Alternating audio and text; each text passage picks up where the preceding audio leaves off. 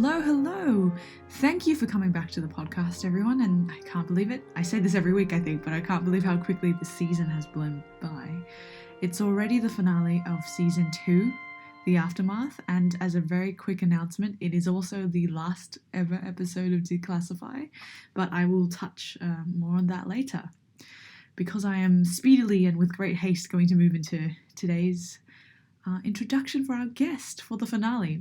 And he happens to be none other than artist, sound researcher, educator, curator, and currently the artistic director of experimental arts company Liquid Architecture, Joel Stern. Joel was appointed the artistic director of LA, or Liquid Architecture, in 2013, where in this capacity he has curated and produced festivals, exhibitions, concerts, and publications in Australia and internationally. He has also led independent organisations, including OtherFilm and Instrument Builders project, as well as having worked in sound production and community radio. His interests as an artist, curator, and researcher, where he currently teaches at Monash University, include sound, power, control, surveillance, social practice, experimental music, and non-human or machine listening. I'm very, very excited to welcome you onto the podcast to speak with you today, Joel. Welcome. Hey. I suppose I'll just jump straight into it. Well, the first question I've been asking everyone actually this season has been, did you always know that you wanted to work with sound or engage with sound making practices? No, but I have done so all my adult life. So I'm just trying to think about, whether there was sort of a crucial moment where it became clear to me that this was sort of, I wouldn't say a calling, but a sort of very strong passion.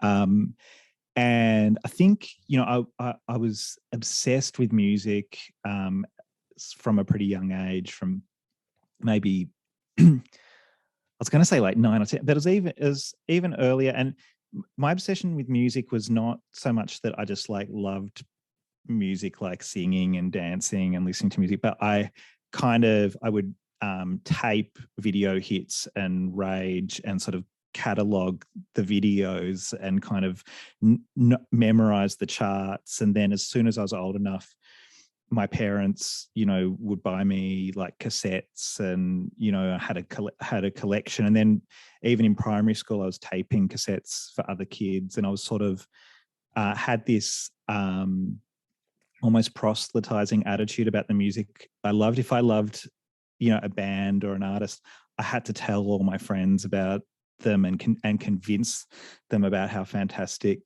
that music was. And so I was sort of just a very passionate fan of music. And that kind of led me into things like radio and zines.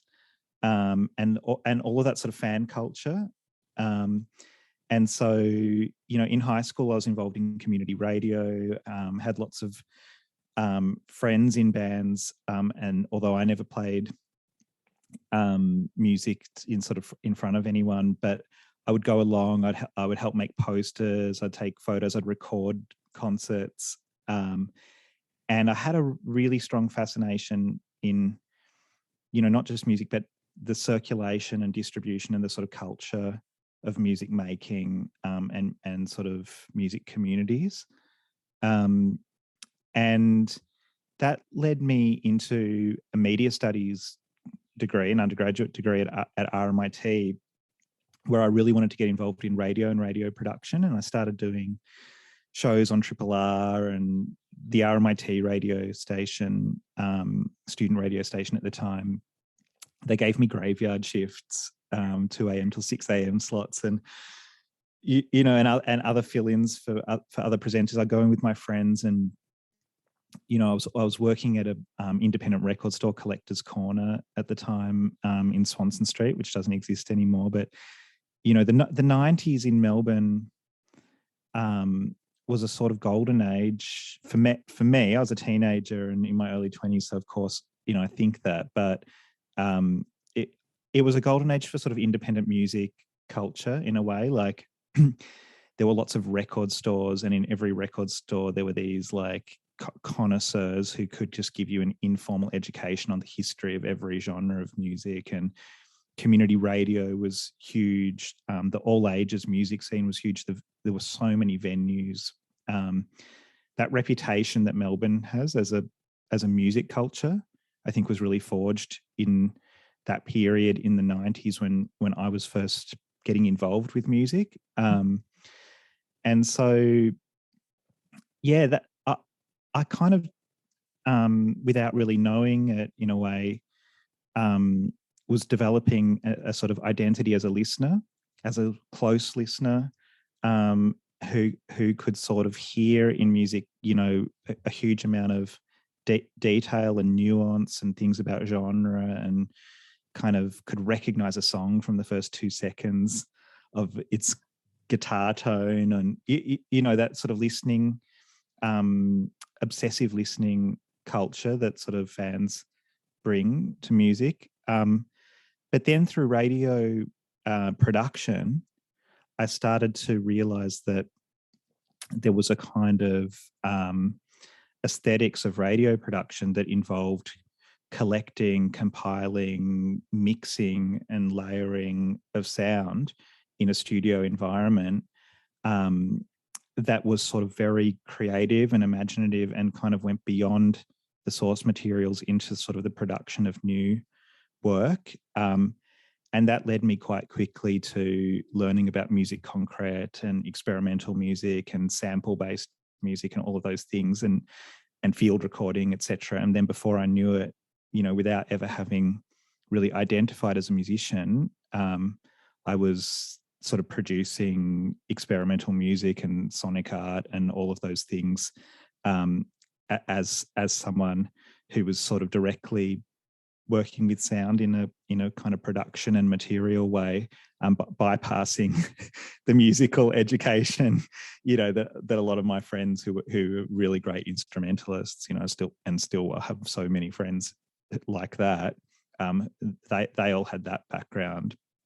So and it's always been a passion for me, that's just grown deeper and deeper from my immersion in those cultures as a teenager through to, the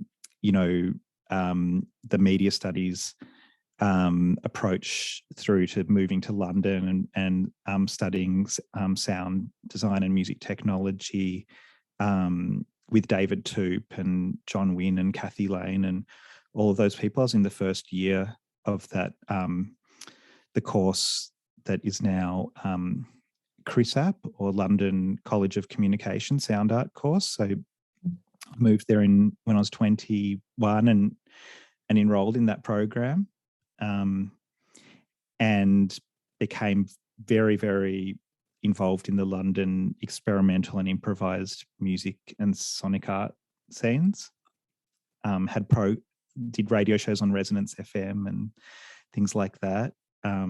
And yeah, it's been a big part of my life ever since. So that's a long answer that sort of takes you up to, into my kind of early 20s, I guess. It sounds amazing because it seems very fluid and organic, your movement between all the genres, which is very different from how I grew up, because I felt like when I grew up, music was like very categorical in a way. So I was introduced to classical music really early on because my parents wanted me to learn piano when I was young, which I think is a story a lot of people go through. And then I just everything kind of spanned from that central point. Like I only understood other genres in relation to classical music because that was the first thing I encountered. So I like hearing your story, how everything was fluid all the way from a lot of the contemporary music you were listening to in Melbourne all through to the kind of weird spaces of musique concrète and sonic art that were emerging, I suppose, in the 90s. Yeah, I mean, I did have a sense of genre for sure, and especially genres of popular music, whether it was like, hip hop or electronic music or, indie rock or later different sort of genres of avant-garde music. But I think the thing for me was because I came up through sort of grassroots music scenes, rather than say a classical education or an institutional education. I sort of, the main difference I perceived was between like grassroots underground music production on the one hand, and then sort of institutional top-down cultures of music pedagogy and sort of knowledge production, let's say, on the other hand. So it was, it took me a long time to come to terms with the conservatorium and the kind of idea of formal music education, and to not sort of see it as something wholly alien to me. But yeah, in some ways, for me, I was less concerned with the differences between genres of music and more concerned with the political differences in sort of how music is kind of organized and produced and circulated and consumed. I know what you mean about the conservatorium. I mean, having gone to one, I still feel like it's a bit of an alien form to me. I suppose that leads into, I wrote this question about genre, because I was having a conversation with a musician and someone who wasn't a musician. And the person who wasn't a musician but was a very deep listener and attended a lot of different types of concerts from different genres was asking us what exactly was the difference between what's known as classical art music, new music, and experimental music in that world, because he just didn't know how to get into that sphere of listening, because they all kind of sounded the same to him, and he didn't understand what distinguished each of these genres. And to be honest, as I was talking to him, I realized I didn't either. So I was wondering if you had any insight in that realm. Yeah, I've thought about it a lot, as someone who, in all of my involvement with music, whether it's being a radio presenter or, directing an organization like Liquid Architecture, one of the most important responsibilities is to communicate, what is sort of valuable and exciting and interesting and dynamic about music to others. And those people that you're communicating with range from like absolute specialists who kind of have a completely sort of nuanced knowledge of musical traditions, through to people for whom this is really new territory, and who sort of really need an accessible kind of explanation or commentary or kind of way of engaging with the work. And so I think, terminology matters insofar as it's a way of making people feel confident in their listening, and that they are kind of, and that this music is potentially for them, and that as a listener they can bring value, to that experience.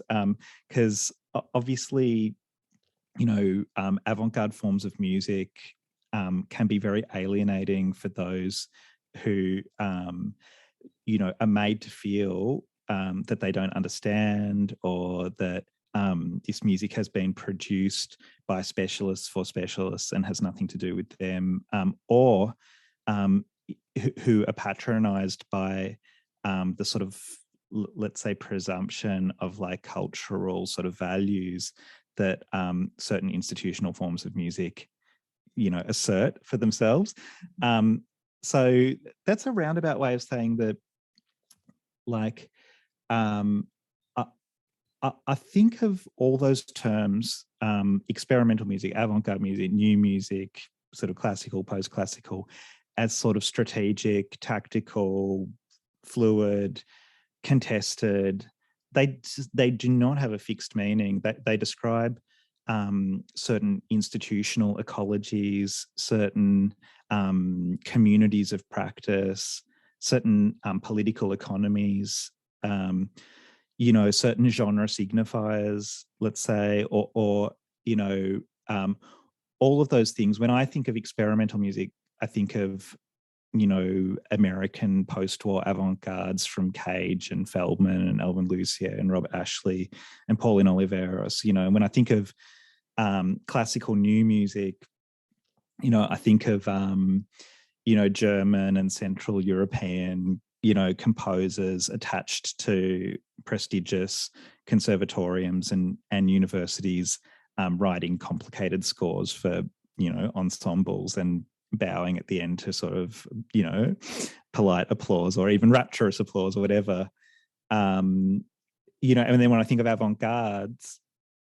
avant-garde music, I sort of think of the various 20th century assaults on culture, you know, through sort of Dada, Surrealism, Fluxus, Minimalism, Conceptualism, etc., that were kind of attempting to dismantle conventions of form, content, beauty, etc.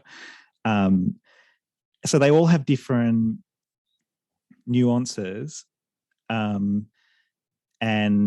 sort of, you know, emphases, but it would be, I think, a waste of time to become fixated on sort of policing the boundaries between genre descriptions when, you know, the descriptions are essentially just an overlay on a kind of sonic production and a kind of listening culture that accompanies it.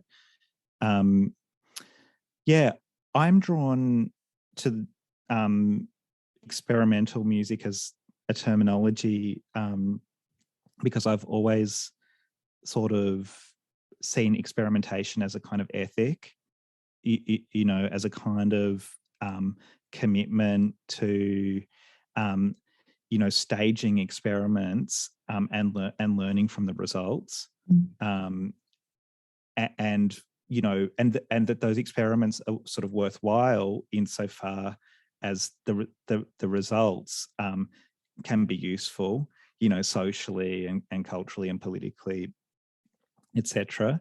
And I really sort of like the idea of experimental music sort of operating in a way that is sort of ambivalent in relation to, you know,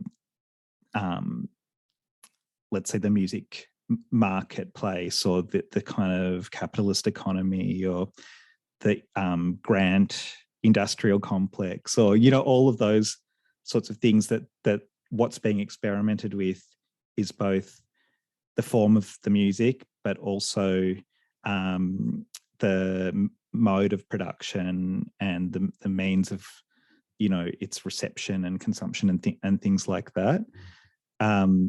So yeah, I'm not sure if that answers your question, but maybe my sort of summary answer at the end of a long rant would be that because, you know,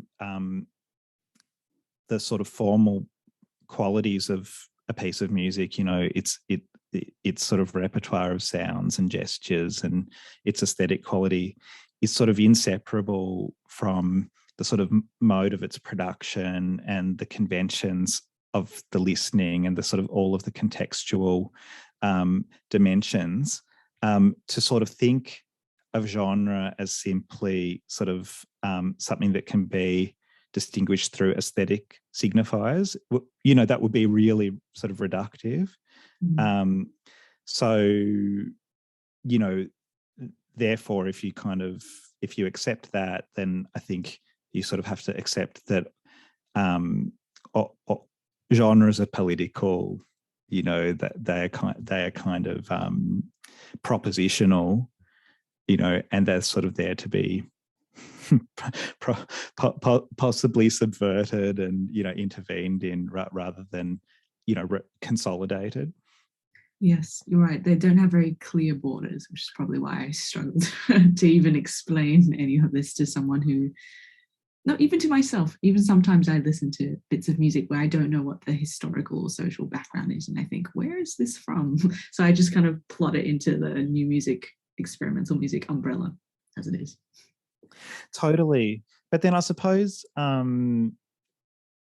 it's maybe my answer then was also kind of very sort of Western or Eurocentric in the sense that if we're thinking about discrete musical traditions from around the world and the absolutely irreducible diversity of like musical practices around the world, then there are really important differences that need to be named about the sort of, you know, role of music in producing, you know, community meaning, sort of self-identification, etc. But I think if we think about the sort of, let's say, the cultural production of music in the West from the 20th century onwards, then you can sort of see that a lot of those genre distinctions are sort of institutional and political. Yeah, it's exactly what you mentioned before when you were talking about all the different dimensions to music. You mentioned active listening, which is something when I'm making music that isn't Western or basically isn't for a concert hall or isn't designed to be in a concert hall, there's a greater emphasis on participation from the listener, either in making music alongside the music makers on, not really on stage, but the key music makers in a community, or somehow actively participating in the music in a way that isn't as passive. I don't know. I always associate when you go to a concert, there's a big separation with the people on stage and the people who kind of sit back and take all that sound in without necessarily engaging with the music making in a communal way. No, I totally get it. And I also like, I've had arguments with people all my life about the sort of like the kind of responsibility of the listener in relation to music, because I, even before I could articulate it, I remember, in high school sort of playing sort of records to people and people saying, I don't like it, that's not to my taste or whatever. And me thinking, I don't care about your taste. Like there's sort of like, it's somehow, it's like, listening is sort of, you have to bring a certain knowledge to the listening. It's like dismissing something on the basis of it not being to your taste kind of presumes that it's like that your taste is not informed by your knowledge or expectations, or do you know what I mean? So one thing, I've just never been able to forgive people who weren't willing to learn about the things they kind of didn't like respond. Do you know what I mean? Like that if you heard something and you kind of found it alienating, rather than reject it, you would sort of like try to find out more about what it is and like why it sounds like that, and kind of like what the context of its production is and all of that. So I've always had that sort of curiosity, and I wanted to sort of bring that. To me, active listening means you sort of bringing to that listening a kind of a curiosity to, and sort of a desire to kind of understand what you're hearing. This first intermission is a work selected by Joel. This experimental sound artwork, My Body Blushed to the Whistle of the Birch, is performed and composed by Seth Kim Cohen. This recording here is presented by Liquid Architecture at West Space Gallery in 2016. The work's text reflects on the conceptual underpinning of the entire piece, which combines pre-recorded material with live performance. The following text is by Kim Cohen himself. He writes, "It is written that the dawning of the age of Aquarius is anticipated by the herald of the singing, stinging urges, and the Weltanschauung of pure data." For more information about this work and Seth Kim Cohen, please do check out the podcast description. Using link 4ID, shop associated backs, tough months, Nick Cave and bad seats, crime agency solution, using all souls, and internet website www.filmofdebut.com.au. Past members, Nick Cave, Nick Harvey, Tracy Pugh, Phil Calvert, Roland S. Howard, The Birthday Party, originally known as The Boys Next Door, were an Australian personal band active from 1978 to 1983. Despite limited commercial success, The Birthday Party's influence has been far richer, and they have been called one of Franca's most challenging post-punk groups during the early 80s. Two, the group's bleak and noisy soundscapes, which drew irreverently on blues, free jazz, and rockabilly, provided a setting for vocals Nick Cave's disturbing tales of violence and diversion. 3, 4, 5. Their music has been described by critic Simon Reynolds as gothic, and their single release that Max was particularly influential on the emerging prophecy. 4. In 1980, The Birthday Party moved from Melbourne to London, where they were championed by broadcaster John Bear. Disillusioned by their stay in London, the band's sound and ambitions became increasingly violent, and broke up soon after relocating to West London in 1983. Creating multi-instrumentalist Chris Ormond in the Cardio, and singer, songwriter and guitarist Long S. Howard later went on to acclaim careers. Contents, Pipeline,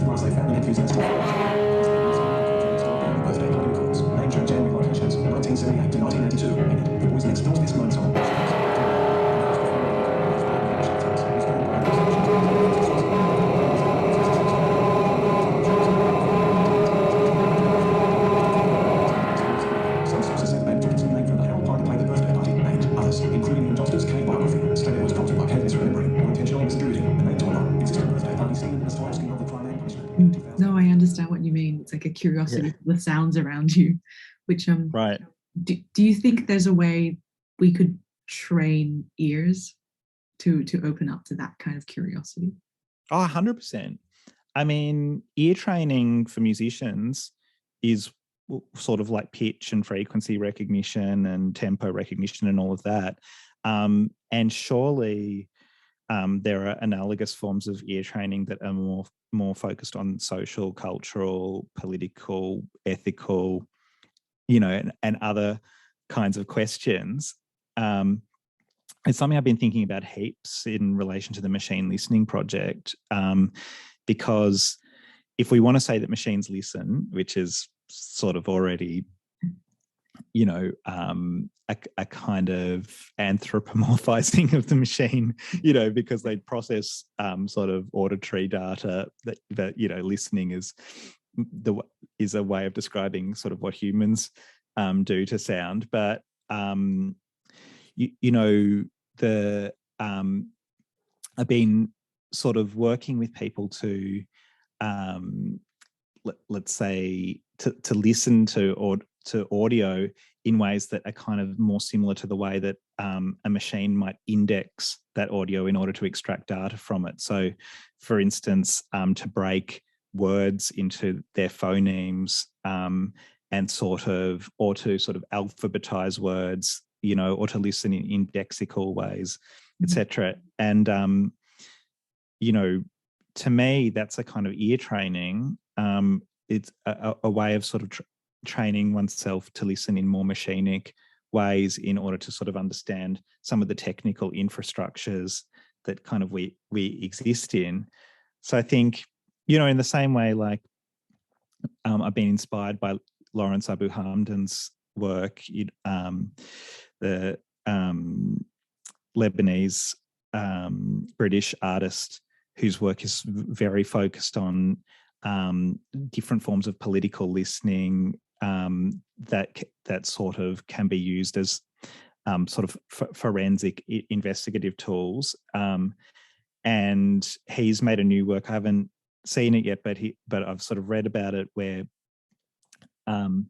he is working with people in Lebanon who can identify the type of aeroplane that is in the sky from the sound of its engine, and therefore know whether it's a military plane, a civilian plane, belonging to which country, likely to sort of impact one's life in one way. So that's a form of ear training. In the field, being able to hear the difference between the engine of one plane or another, with potentially life or death consequences. So I'm interested in that question of how to train one's listening beyond the conventions of musical parameters that we're used to. So kind of understanding how machines process signaling, so we can understand how to communicate with them better, or mimic the techniques that machines listen with. Yeah, to listen in machinic ways in order to understand how we are being heard by those technical infrastructures, and then in order to intervene and subvert and kind of, let's say, and sort of at times evade some of those forms of listening. And then in other ways to kind of denaturalize the forms of listening that we have, and open up other formal possibilities. I mean, if you think of a lot of the sort of structural material experiments, in various avant-gardes, like say William Burroughs cutting up, the page of a book and sort of recombining pages in different ways, or other musical experiments in sampling and editing, or alienating sounds from their sources and stuff. A lot of it comes from sort of denaturalizing the forms of listening or reading or looking that we're used to through a sort of a more mechanistic type of intervention. So yeah, I've always been interested in that. It's super cool. I suppose, like, off your story about Hamden's research, I was reading some accounts not too long ago, and I have to find them. Maybe I'll send them to you or pop them into the podcast link, about soldiers and their experiences with sound in a similar way, where they are able to distinguish in seemingly complete silence. As soon as there's no noise happening, everyone starts to get anxious, because it's like it's building up to some sort of climax. So there's a different relationship that when you're in the field or in a military situation, your relationship with no noise as opposed to a lot of noise completely is subverted. Absolutely. And yeah, my colleague and sort of close collaborator, James Parker, from Melbourne Law School, has written extensively on silence as a kind of, as a sort of signifier of as evidence rather than the absence of evidence, if that makes sense, as a sort of active signifier of something that has been of violence or erasure, rather than as the kind of let's say sublime kind of Zen-like state that someone like Cage sort of would posit for a silence. So, and he's written really beautifully, in fact, on Lawrence Abu Hamdan's work, sort of through the prism of Cage's notion of silence. Oh, beautiful. I'll have to look that up. Mm. Wonderful. I suppose this is a good kind of segue into me asking about liquid architecture. And when you first joined 8 years ago, did you have a really clear idea of where you were going to take the organization, or how you were going to shape it up until now? Yeah, I think so. I mean, I joined in 2013. I'd been involved with liquid architecture as an artist a number of times since the organisation was founded in 1999. In fact, in 1999, when a group of RMIT Media Arts students established liquid architecture, I was also at RMIT in the Media Studies department next door, doing my undergraduate degree. But I wasn't part of the gang that started the organisation. They were much sort of cooler than me. They were kind of electronic artists, doing like sound design and video art, and whereas I was doing something more like sort of, journalism and radio production and etc. But there were always these people like Philip Brophy and Philip Samartzis and their sort of students, and amazing people coming through RMIT in the late 90s, like the cultural theorist Kodjo Eshon, who'd written the book More Brilliant Than the Sun at that point, which was a kind of Afrofuturist kind of theorization that has become, really influential over the years. And well, I suppose I'm just giving a bit of a potted history of liquid architecture because I think it helps set the scene for maybe the kind of intervention that I wanted to make when I joined.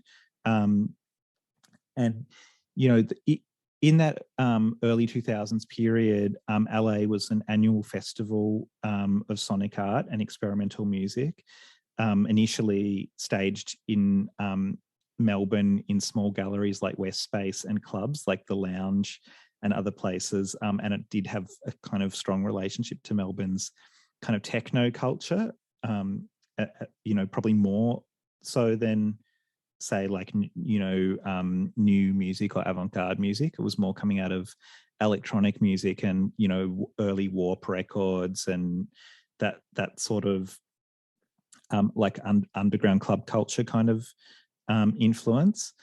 And throughout that sort of 2000s period, liquid architecture sort of evolved into an annual touring festival. There were strategic alliances with Goethe Institute, Alliance Francaise, Japan Foundation, and sort of various international cultural agencies, which meant that some fairly high-profile sort of avant-garde figures came to Australia through liquid architecture. People like Bernard Parmigiani,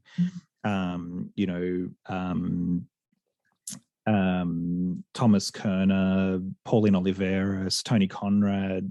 Like it became the place where the modernist musical avant-garde was sort of showcased in an Australian context. And this was before major city festivals like Melbourne Festival or Vivid or Monofoma or Adelaide Festival sort of had a strong stake in kind of experimental and new music, as far as I'm concerned. Like, they had their ensembles and stuff, but in some ways, Liquid Architecture did the work of bringing that kind of music to more mainstream attention in an Australian context a few years before the big festivals started to reproduce similar kinds of programs.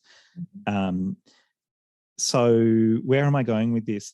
In 2013, I joined initially as curator and then quickly became artistic co-director with my colleague, Danny Zavella.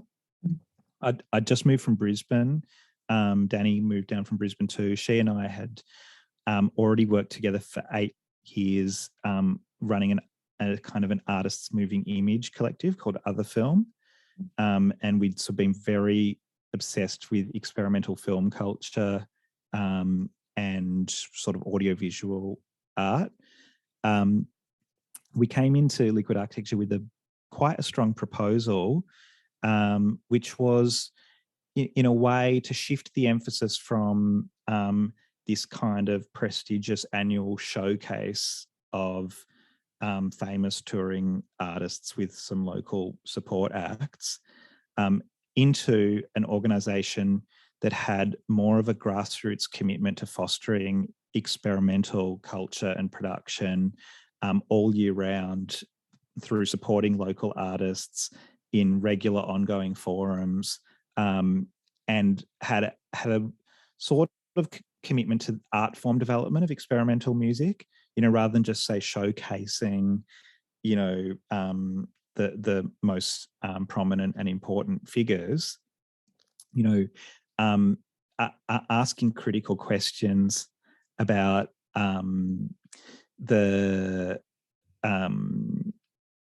about sonic art and experimental music, and sort of not being afraid to kind of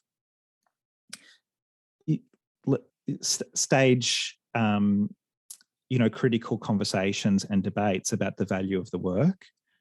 So stepping back from sort of just promoting work and presenting it to audiences into a kind of much more collaborative participatory mode of producing discourse, publishing, commissioning, and experimenting with sort of formats.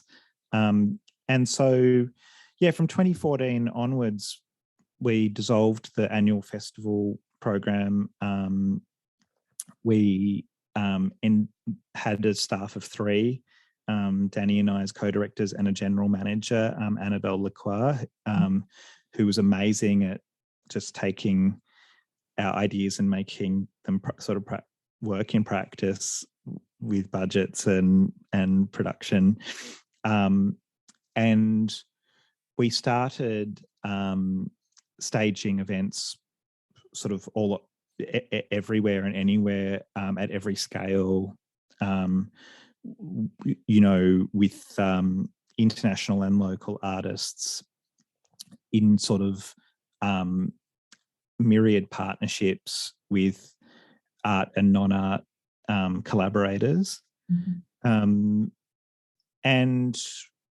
I think we tried to shift the emphasis of the organisation from being primarily concerned with the production of sound into an organisation more sort of focused on the politics of listening and cultures of listening.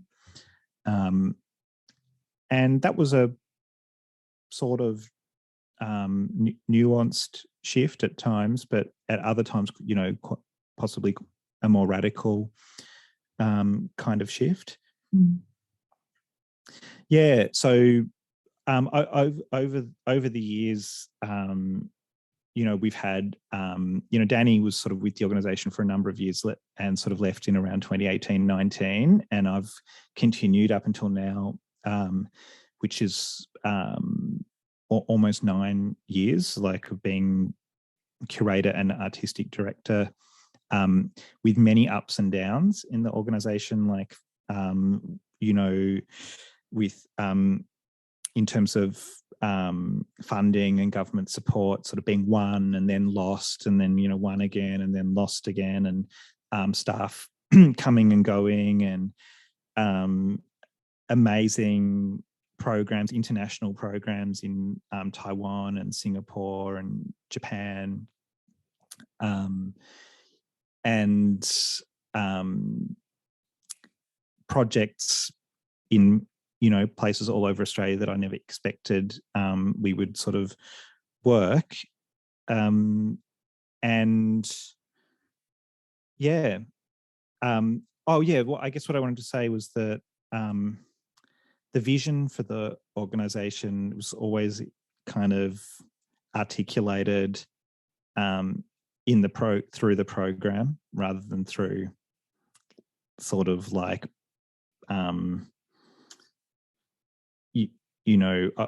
rather than being over-determined by sort of grand statements, if that makes sense. Like, my kind of way of working is to program prolifically and constantly and iteratively, and sort of to have themes and ideas that sort of constantly kind of evolve, and to have a conversation that is sort of always ongoing, articulated through the program, and to sort of leave space for the program to articulate the vision rather than the other way around. But in 2016 or 17, we did establish 4 key investigations that liquid architecture sort of that would structure our research and elements of our artistic program, and they were at the time Why Listen, which was a kind of ecological investigation that begins with the question why listen, and then often had sort of alternating second parts of that. So it would be why listen to plants, why listen to animals, and it was sort of thinking about human, non-human listening relations. Another investigation, Polyphonic Social, was concerned with the political possibilities of polyphony and the idea of musical structures that could hold multiple voices in kind of relationships of, let's say, dissonant solidarity with one another. And that was often took the form of commissions for participatory sonic artworks.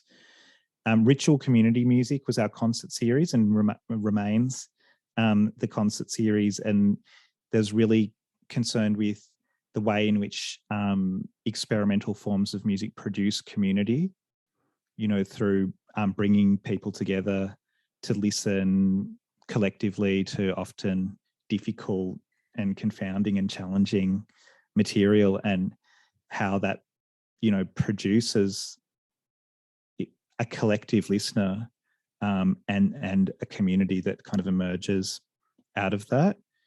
And then the fourth investigation was eavesdropping, which was really about the politics and ethics of listening in a kind of increasingly networked and sort of technologized world. And the idea that we shouldn't presume that listening is inherently a sort of positive or sort of reparative practice. That there are also forms of listening that are extractive, colonial, violent, and unwanted. So those four investigations were for a long time the kind of themes that informed the organization's work, and the artistic program were expressions that sort of came out of those investigations. And that was a really big shift from what liquid architecture had been before, which was more like an annual showcase of the sort of best international avant-garde music.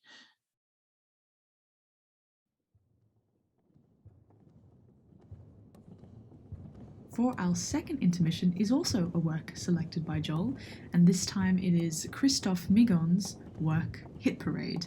And I'm actually going to pass over to Joel to give us a little bit of background and information about the work itself.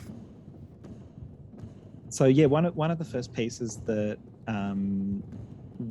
we sort of organised, Danny and I, when we first started at Liquid Architecture in 2014, was a work by the Canadian artist Christophe Migon called Hit Parade. And Christophe had just written this absolutely amazing book called Sonic Somatic, which was sort of full of just incredible descriptions of sort of embodied, forms of sound and listening. It's sort of like quite abject and full of made up words and neologisms and sort of very academic, but in a very playful and weird way. And so he has this work, Hit Parade, which involves 50 participants, each with a microphone and a guitar amp, lying on the ground and hitting the microphone into the ground 1,000 times. The only rule is that you have to keep a steady tempo, but you can set your own tempo. And the piece ends when the 50th person does the 1,000th hit, if that makes sense. So it totals 50,000 hits, and it's called Hit Parade. And it produces this sort of polyphonic percussion work of microphones being repeatedly hit into the ground. And it's a little bit like Ligeti's 100 metronomes, because there's this tendency for the sort of the hits to sort of synchronize with one another, but then go in and out of phase. And then at the end, and it produces this image of the performer lying face down on the ground, hitting a microphone into the ground. And then at the end, as an artifact, it produces all of these broken microphones with the sort of, grills flattened.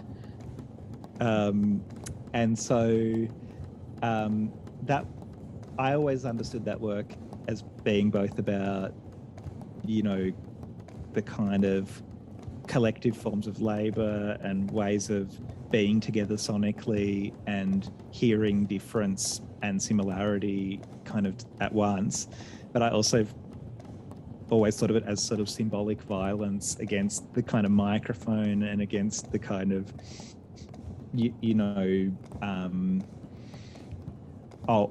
the old production of sound, so it's a very avant-garde work in the sense that the avant-garde is always sort of about destroying the past. And so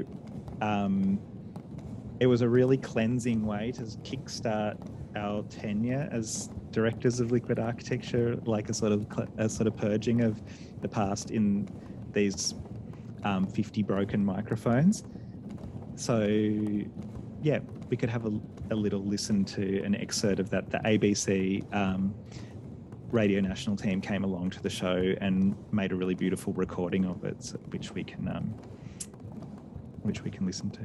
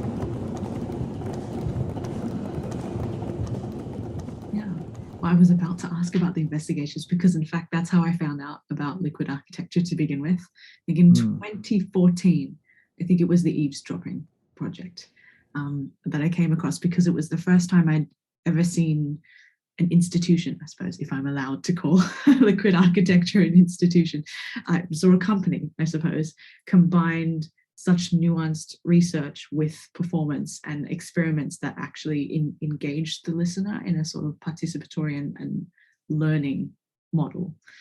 Because before then, I had attended experimental music things, but they were very, I suppose, European in their presentation. They were either touring experimental groups from Europe itself coming to Australia and just doing a concert, where there wasn't really the same format that liquid architecture was presenting, until I found you in 2014. So that actually changed my own practice about thinking about listening and making music together and working with people who are not musicians and collaborating in a much more interdisciplinary way. Well, thanks, Vicky. It's really good to hear that, and very encouraging. And a lot of people sort of found us, and we found a lot of other people through working in that way. And it certainly didn't happen in a vacuum. There were other organisations around the world that we were really inspired by.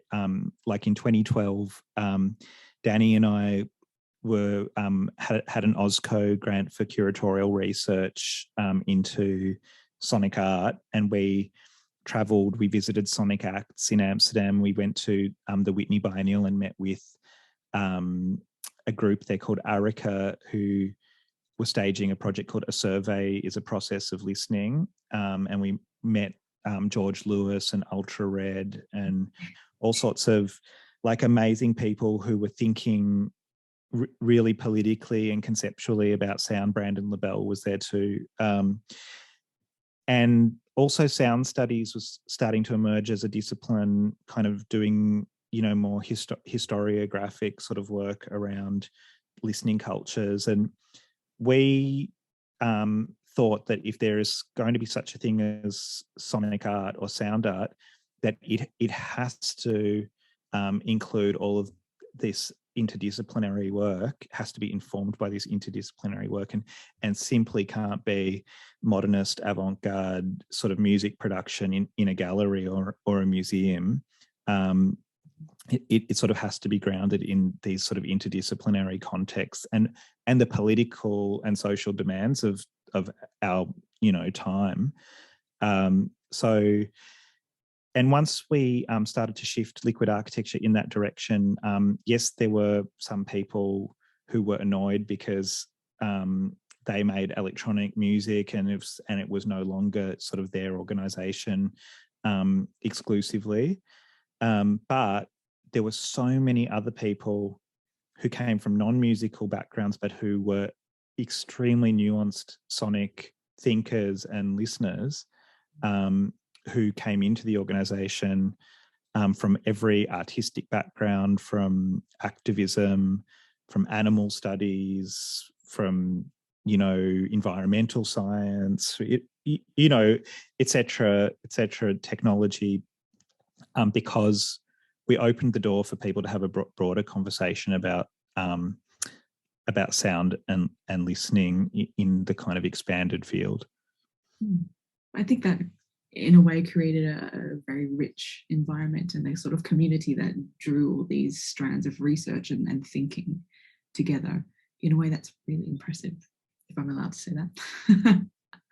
Well, I was actually going to ask you, because I know you also teach at Monash University, from what I understand, the curatorial practice program.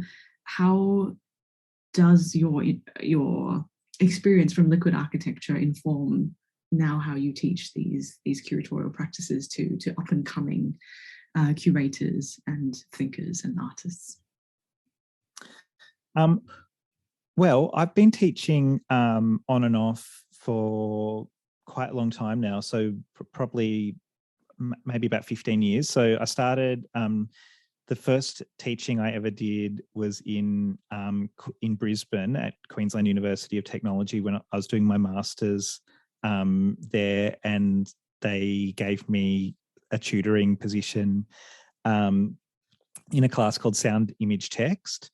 And so I sort of had never had any training as a teacher, had no idea sort of how to do it, but I'm not sure if you've had much experience like tutoring and stuff, but they just sort of expect you to know how to teach, and you have to then kind of work it out. So I was very bad at it for quite some time, I would say. But in that sound image text class, I would sort of, we would watch experimental films and video art, and we would talk about the audiovisual relationships. And I was very informed by Michelle Chion and kind of other figures in sort of film sound.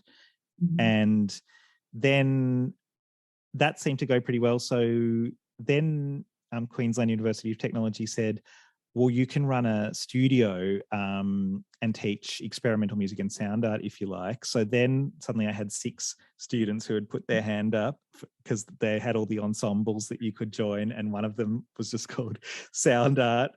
And I had a budget to buy some equipment, and so we bought some synthesizers and we made some, and our studio was just a weekly jam session, of just making noise and kind of collaborating and essentially forming a band.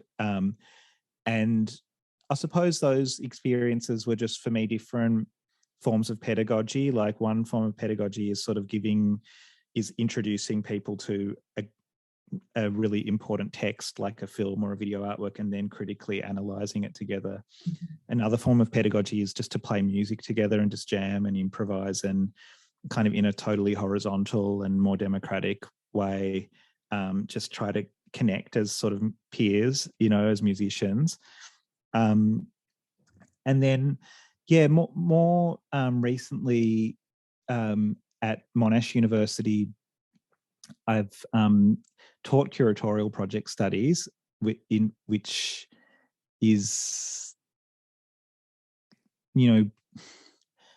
a pretty interesting subject in a way, because there's a lot of young students who want to study curating, but there aren't a lot of jobs for curators who graduate. And in some ways, I think one of the problems is that curating, the sort of image of the curator is, that is sort of produced and reproduced on social media and kind of, et cetera, is quite glamorous kind of one, that it's a person with exceedingly good taste who has sort of exciting relationships with artists and is, let's say, and the term curating can get applied to all sorts of things, like having a great record collection or, a beautiful wardrobe full of designer clothes or whatever.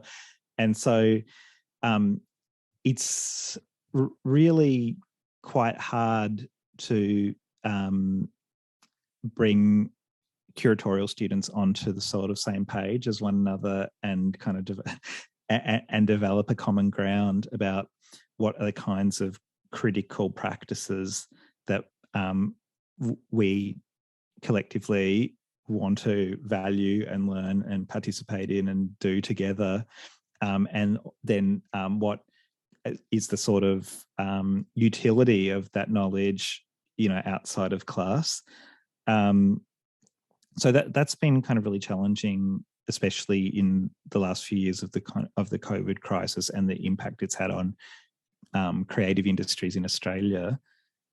But the other class that I've taught in the last few years at Monash, which has been, really sort of rewarding for me, is a class called Sound in the Space of Art. And it was passed on to me and David Chesworth, who's a contemporary Australian composer and artist, to co-teach from a senior artist, John Nixon, who unfortunately passed away a couple of years ago, and he was sort of a leading Australian sort of figure in, I suppose, conceptual art, and he was quite well known, most well known as a visual artist, but had an extensive sort of musical and sonic practice too. And David and I sort of inherited this class from him, and then later I taught it with James Rushford, who's another great composer. We taught together, and that was a really, the last few years of teaching that in an art school where we didn't have a music studio, we didn't have good speakers, we didn't have musical equipment. There was no technical knowledge that was being passed on. It was really just a class about how to develop a critical listening sensibility, in the world, and then kind of apply that to one's own work, whatever that work might be, whether you're an architect or a designer or painter or sculptor or whatever. And it was probably the first time as a teacher I've really been able to think about sound in a fundamentally interdisciplinary way with students whose own interdisciplinarity made that a completely natural thing to do rather than an intervention in the lives of music students. So yeah, that's been really amazing. I've made a lot of friends through teaching that class. A lot of the students have gone on to intern at Liquid Architecture and work or present in the organisation. And so, yeah, and I suppose the other thing to say is that I've always thought of Liquid Architecture's program and the public programs and exhibition programs of many of the small artist-run or curator-run or not-for-profit independent art spaces and organisations in Australia. I've always thought of the programs as kind of para-academic, as kind of alternative pedagogies. Like we work at Collingwood Yards, which is a kind of new cultural precinct, in the inner north of Melbourne. And my sense is that if you're an 18, 19-year-old art student and you spent a semester at Collingwood Yards, like hanging out at BUS, West Space, Centre for Projection Art, Liquid Architecture, Social Studio, Arts Access, you probably get a better education than you would at the art school in your lectures and tutes. Because, rather than having that fixed form of pedagogy where a teacher is sort of telling you knowledge that you have to sort of,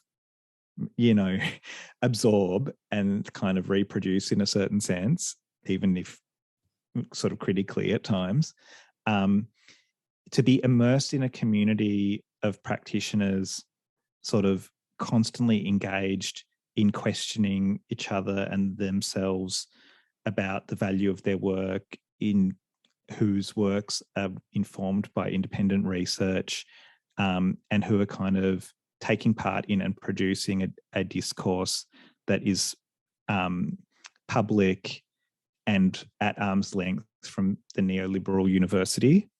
I really feel like that's the form of pedagogy that we need. So yeah, it's always been very important for me to understand teaching and learning as something that happens as much in the community as it does in the university, if not more. No, I completely agree, because I never had any formal arts training, and all my experience in the art has been from being lucky enough to have friends. Oh, sorry, that was very loud. I'll leave a little gap. Anyways, so all my experience in the art world has been from having friends who are artists and getting to collaborate with them and learning through mainly all these independent artist-run organizations who are so open to having different people work in their space. And I've learned so much from just conversing really with other artists and other thinkers. Yeah. Exactly. Yeah. And, so many artists run spaces and galleries and organizations like Liquid Architecture, I think really foreground discourse at this point, whether it's lecture programs or artist talks or different forms of publishing, reading groups, all those sorts of things. And I think that is sort of, there's a growing self-awareness that artistic production is knowledge production, and that's something that we should sort of claim, you know, more in a more assertive way. And so, and you can sort of see it in the interests of curators and artists in those organizations. Yeah, exactly. There's a lot of social engagement, and we publish a lot in the arts, which is, I think, is something a lot of people don't realize happens. And I like that that's getting much more, don't know what word to use, awareness, I suppose, from other communities, from different disciplines, that work is happening through the arts. Well, we established a journal for liquid architecture in 2019, disclaimer, and we'd wanted to do it for a long time, and there'd always been like a prolific writing practice connected with the artistic program, where there was artists producing texts that they performed, or things that were printed and circulated at events and etc.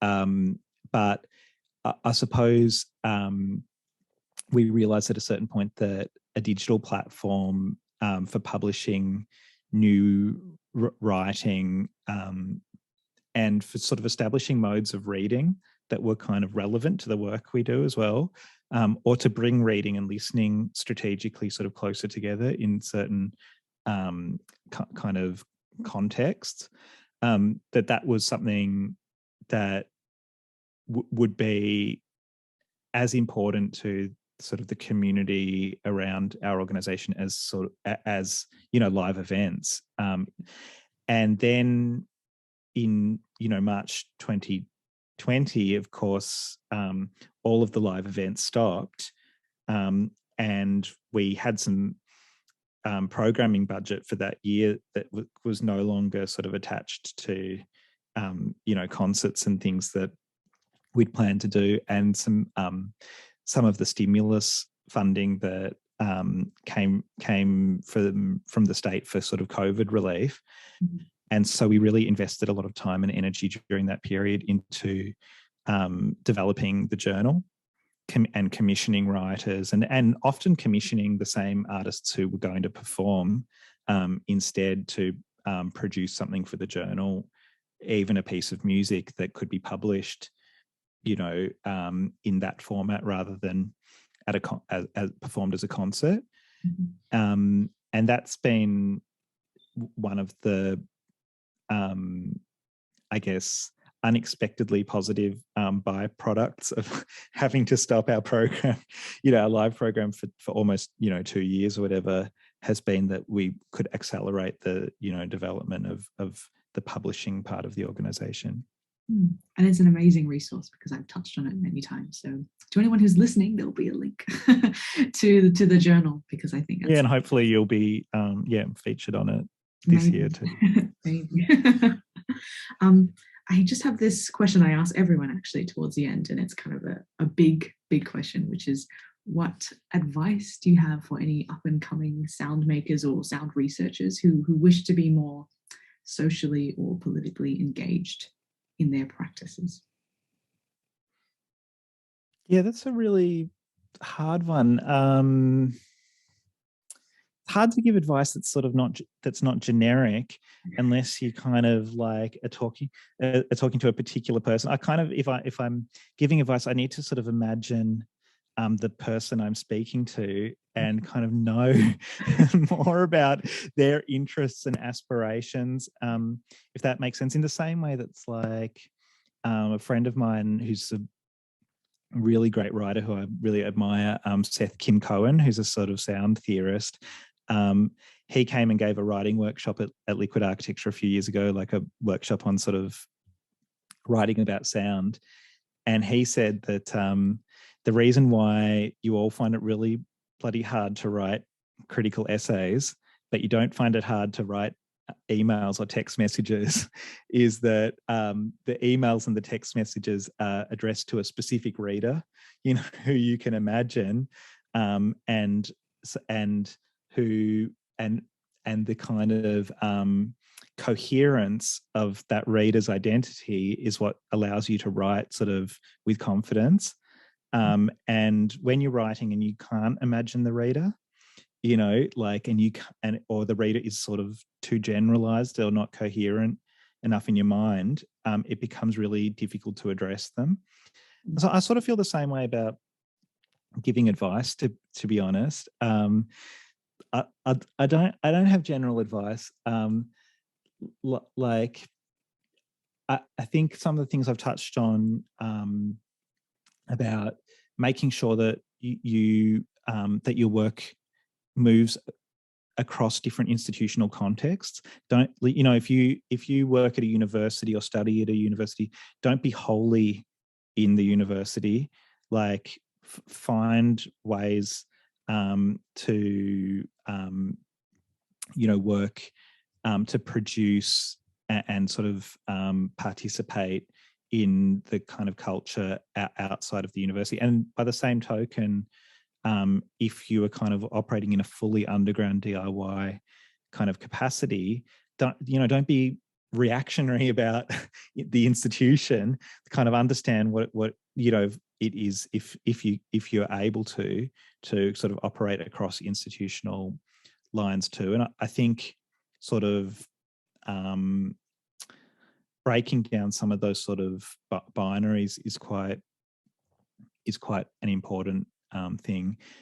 And then I suppose another,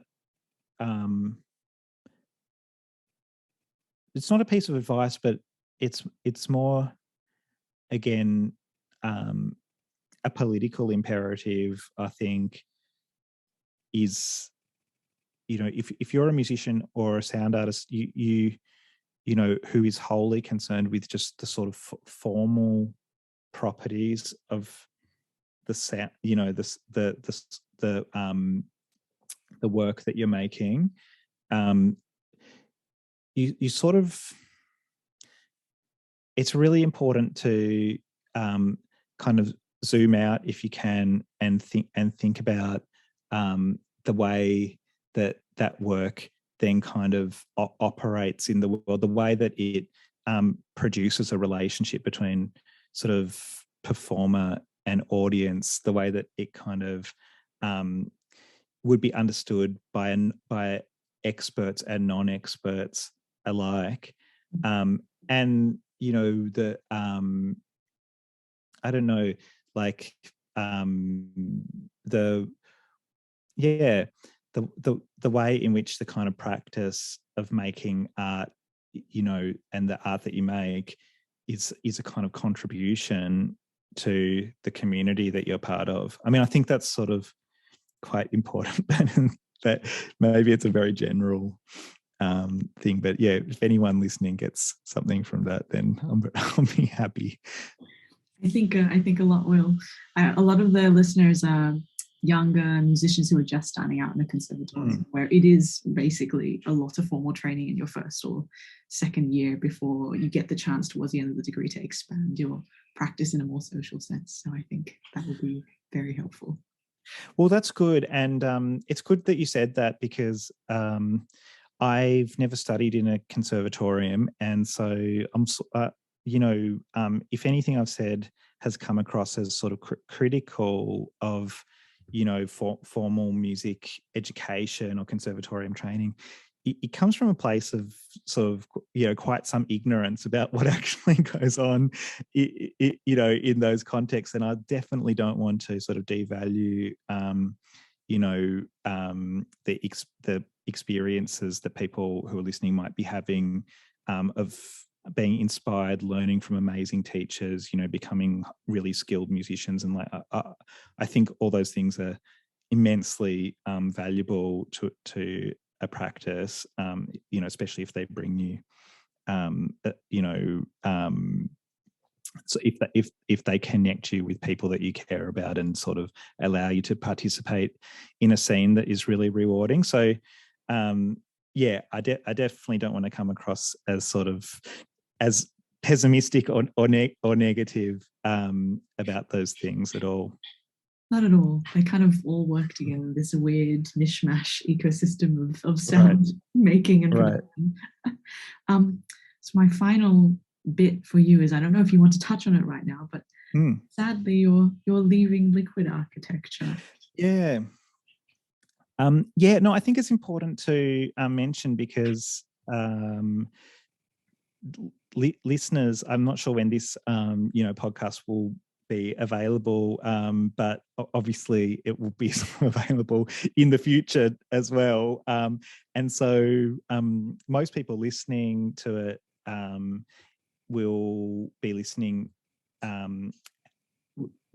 after I have already left this role of being artistic director at Liquid Architecture, which, as we talked about, it's a position I've been in since 2013, 14. So, 8 or 9 years. So I say 8 or 9 because I just can't quite remember exactly when it started. But at the end of March, so 3 weeks from now, I'll actually be stepping down as artistic director and going over to RMIT, Royal Melbourne Institute of Technology, to start a 3-year research fellowship focused on machine listening, which is the project we were touching on earlier.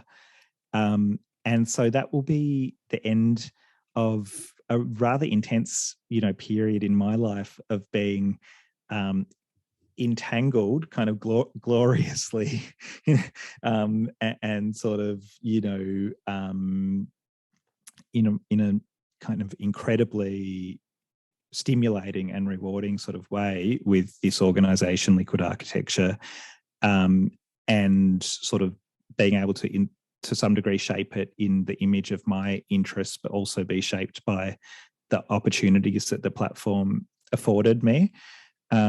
And I will be going over into an academic context in which I can focus really wholly and deeply on a very specific kind of field of research, which is something I've wanted for a while, and it's not really possible when running a company and with all the responsibilities and fragmentation of attention that entails.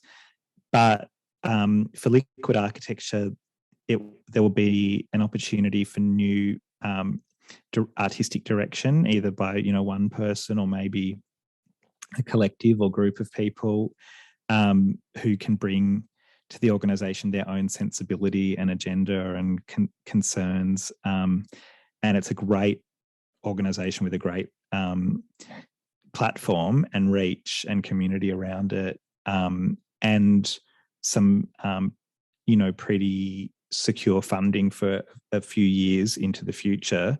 So I expect it will be a fantastic opportunity for someone, and I will remain a supporter of the organisation, along with a number of really great people who are on the team and on the board, including some people who I know you've spoken to recently, like Kat Hope and others who are on the board of Liquid Architecture. So by the time you listen to this, if you're thinking that sort of sounds like might be an opportunity for you, if you're listening sometime in the next few weeks, then you could probably go over to the organisation's website and see that opportunity is there.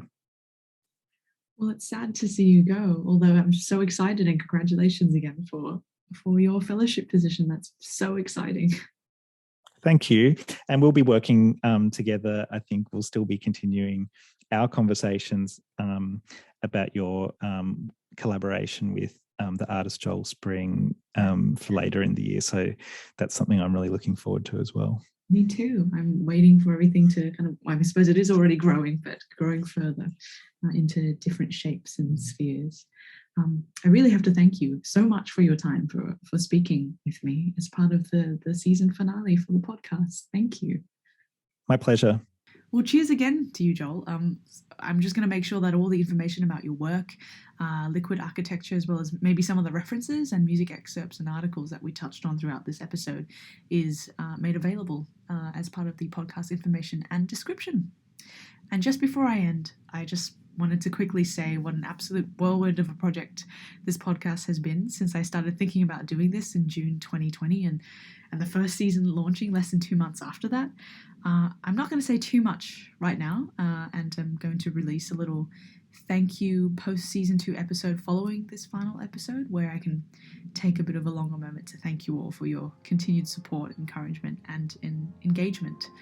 Most of all, thank you for listening, and I will catch you all next time for the final time.